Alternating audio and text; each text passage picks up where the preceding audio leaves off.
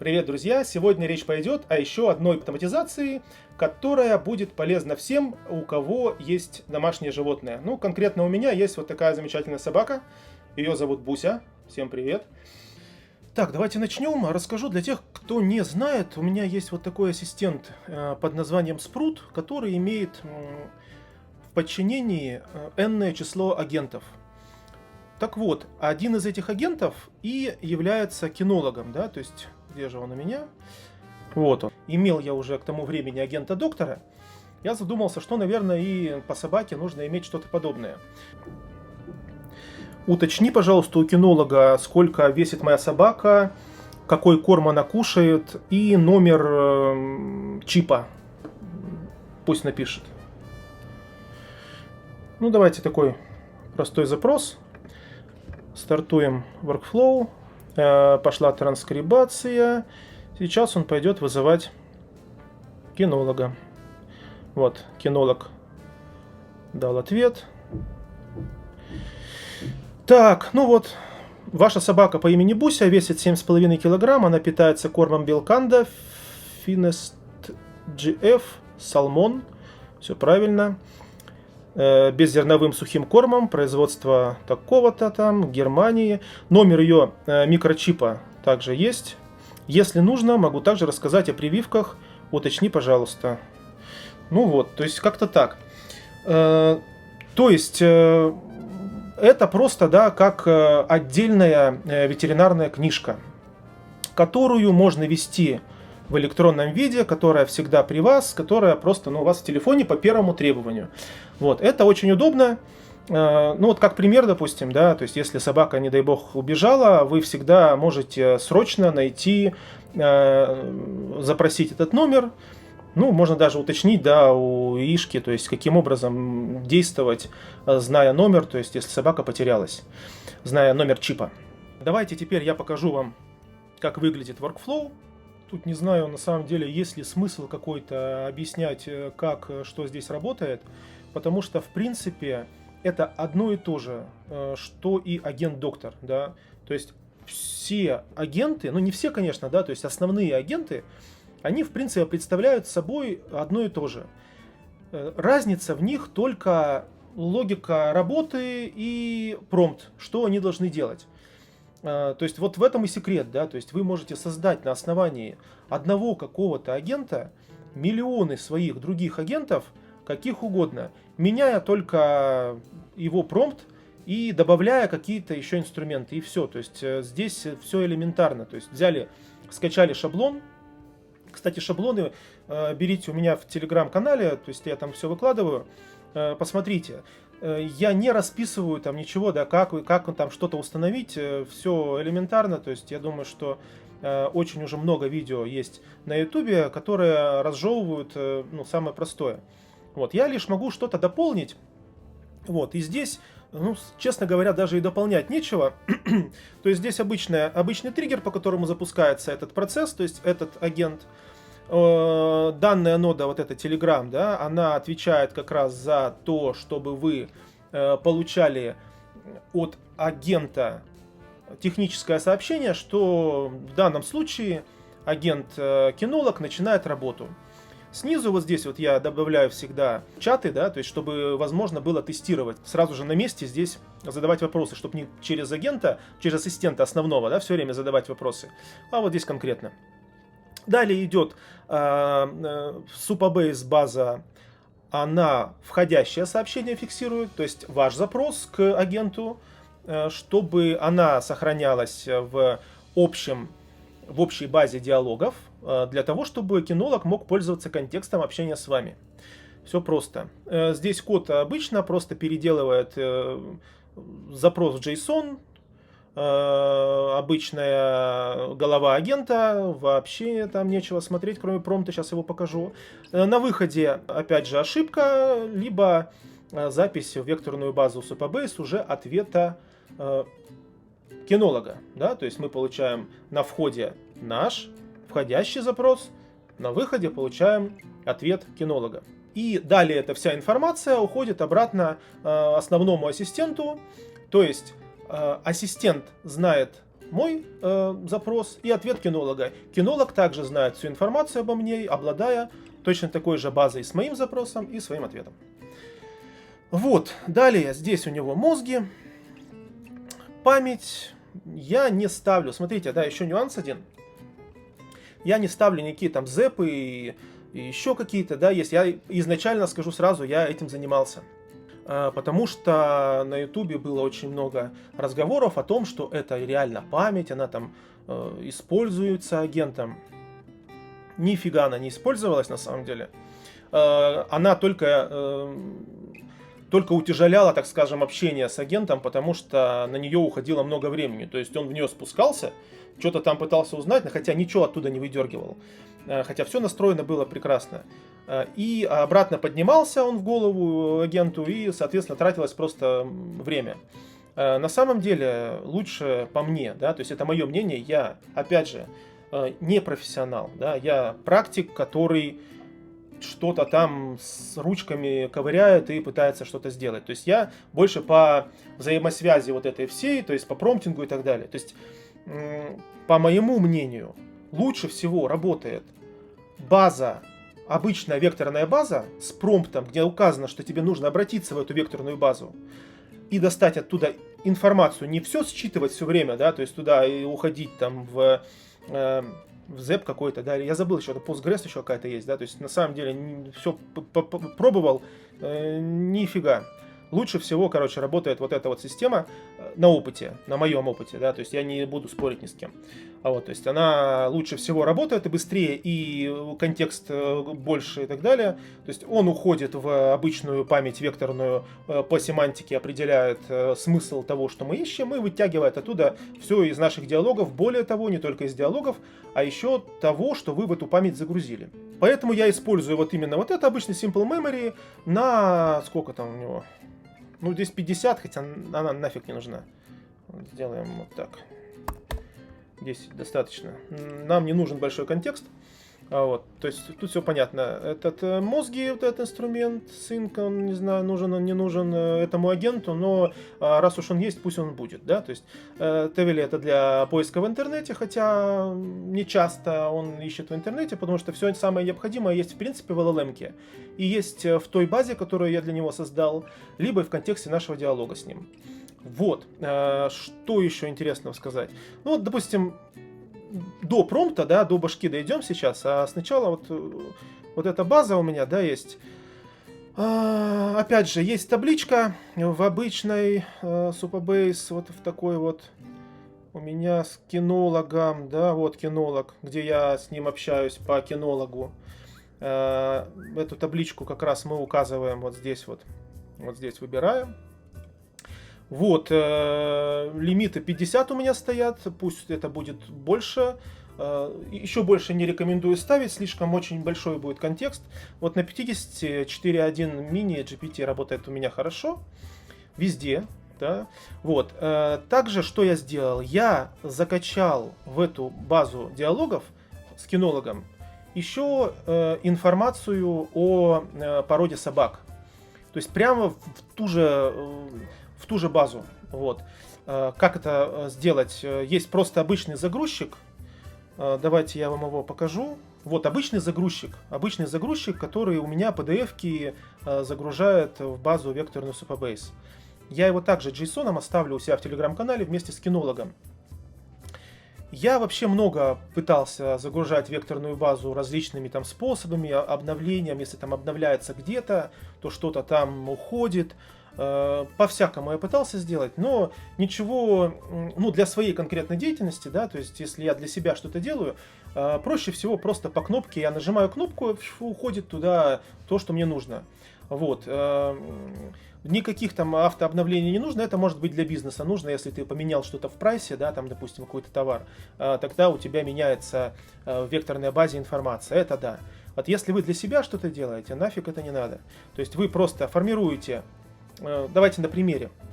Для того, чтобы загрузить информацию о породе, да, для контекста разговора со мной, чтобы агент знал, что конкретная порода у меня, да, у собаки, что она имеет определенные особенности, и ответ он готовит, исходя из особенностей данной породы, потому что он использует векторную базу, готовя мне ответ. Вот, то есть это в промпте прописано, и он туда заходит. Так вот, я провел просто исследование, я набрал в GPT-O3 в думающей модели, Deep Research, определенно создал большой промпт, промпт-мастер, мой агент, создал большой промпт, в котором вся полная информация о породе моей собаки. То есть все, начиная там от их там размеров, какие должны быть, до качеств, каких-то болезней, которые возможны у собаки, либо там, не знаю, особенностей и так далее. Короче, все по шерсти, как лечить, все. Всю информацию собрал, возможно, всю возможную в интернете. Там что-то получилось, там около 50 там страниц. Вот. И я просто сформировал из этого всего PDF-ку и с помощью этого загрузчика просто взял и загрузил в Supabase в определенную табличку. То есть первая нода, вот, Books, у меня в этой папке, да, если мы откроем вот здесь вот у меня, вот здесь сейчас информация по авто нарисована, да, то есть я также, абсолютно так же сделал информацию по автомобилю, там, не знаю, по еще, ну, смотря какой у вас агент. Все однотипно, просто делаете крутой Deep Research, собираете крутую информацию и делаете так, чтобы агент отвечал вам на основании этой информации. Все, то есть это больше ничего не нужно делать. То есть у меня по факту здесь вот за место информации по авто была информация по породе. Вот, далее. Здесь он, значит, получается, скачивается этот файл из таблички и уходит в векторную базу. Все. То есть и он остается в этой векторной базе диалогов с вами, еще дополнительно информация о собаке.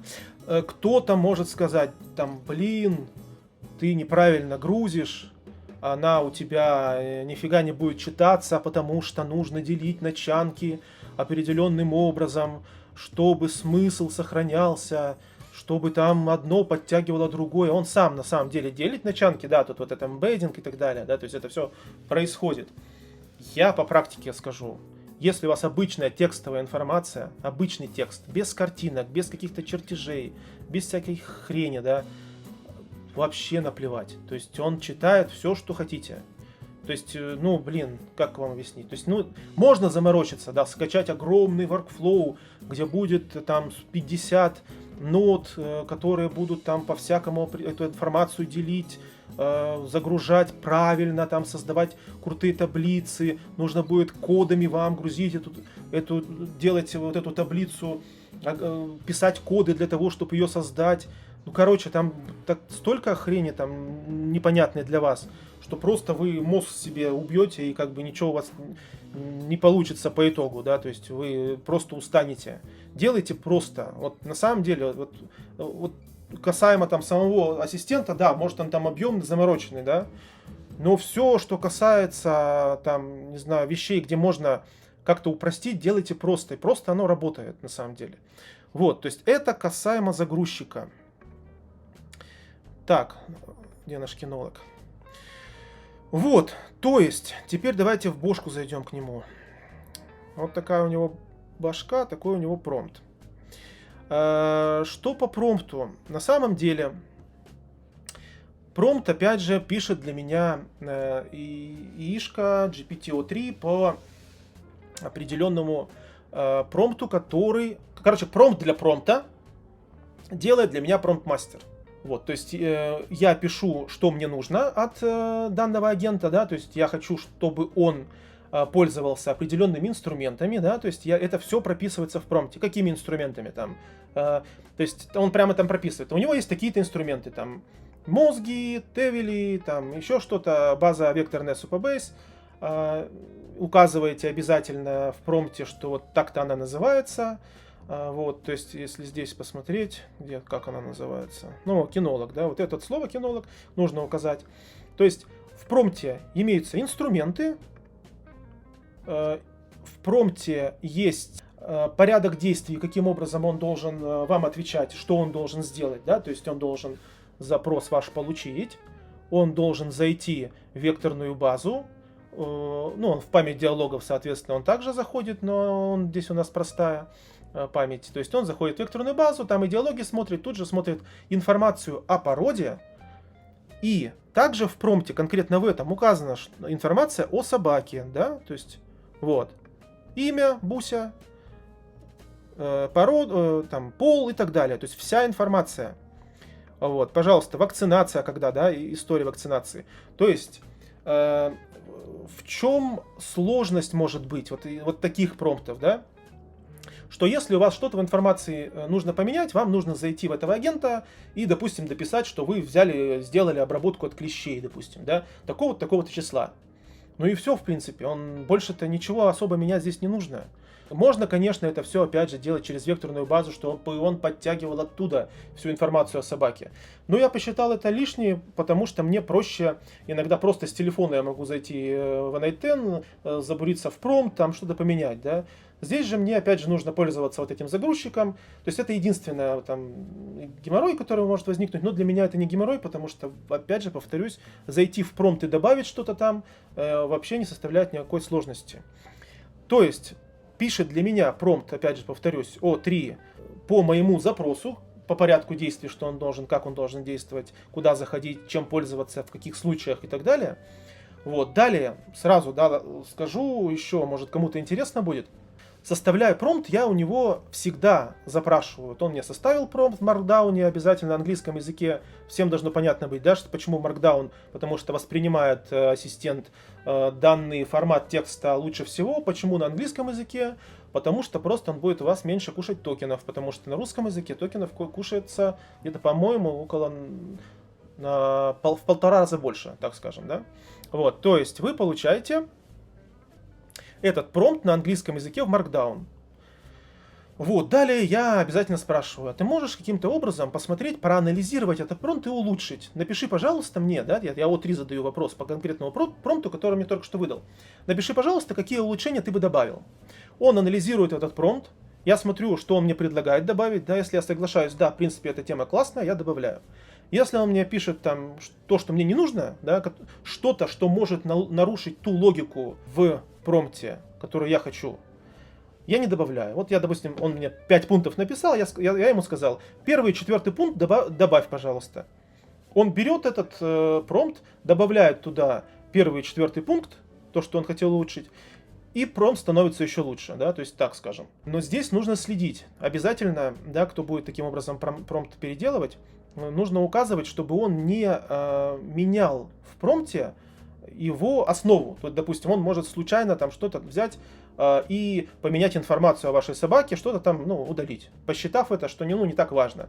Вот, то есть вы должны написать там, типа, ты, пожалуйста, эти изменения внеси, но основу промпта, пожалуйста, не меняй, ничего не удаляй, да, вот таким образом. Вот, потом далее, он мне присылает то, что он мне улучшил, и я снова его прошу, посмотри, пожалуйста, и улучши заново, ну, как бы, проверь еще его раз. И еще раз внеси какие-то изменения, которые ты видишь, для того, чтобы промпт еще качественнее работал. Он мне снова это присылает, я снова смотрю. То есть, понятно, да? То есть, я думаю, что я понятно объяснил. То есть, каким образом можно вам улучшать свой промпт. Но мой совет не доверять все равно полностью написание модели, потому как, бывает разное, да. Переводчик закиньте, посмотрите, что он из себя представляет.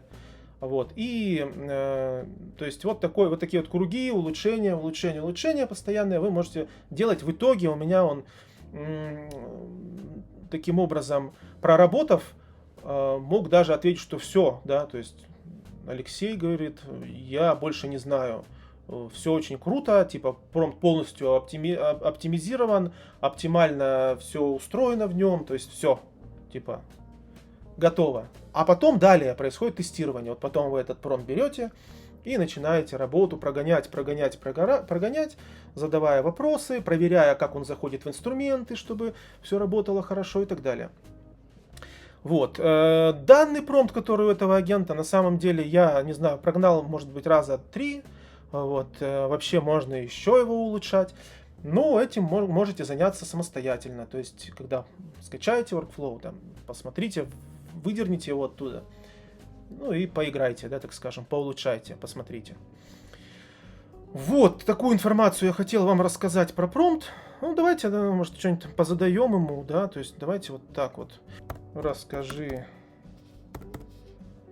специфику породы и какие могут быть частые заболевания. Я не уточняю, что какая порода и так далее, да, то есть он должен сам знать, какая порода, потому что это у него все есть в базе векторной. Так, ну вот, смотрите, пошел работать, подключил мозги, вот сейчас он заходит, вот сейчас в базу кинолог, выдернул оттуда информацию о породе и о заболеваниях, которые, так скажем, часто встречающиеся у данных собачек. Обработал ответ и выкинул его мне. Вот. Ваш West Highland White Terrier Вести, компактная мускулистая порода с густой белой шерстью. Вес здоровых собак обычно та-та-та-та-та. Все правильно. Так.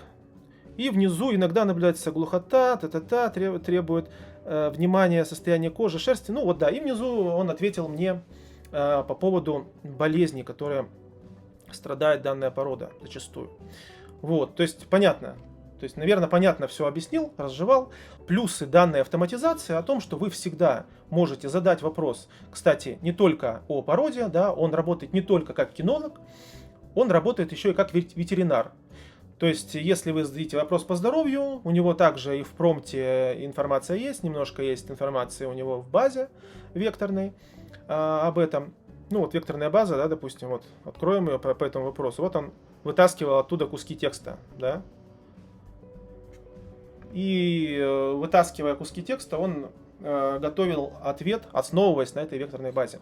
По семантике, опять же говорю, что очень круто как раз. Это не табличка какая-то гугловская, да, чем же отличается все-таки гугловская табличка от векторной базы, да, то есть нужно понять.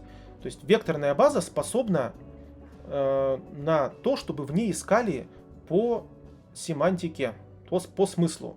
То есть если табличку, заложив данные определенные, тем более если их там очень много, нужно вбивать точное название в поиске, чтобы он определил.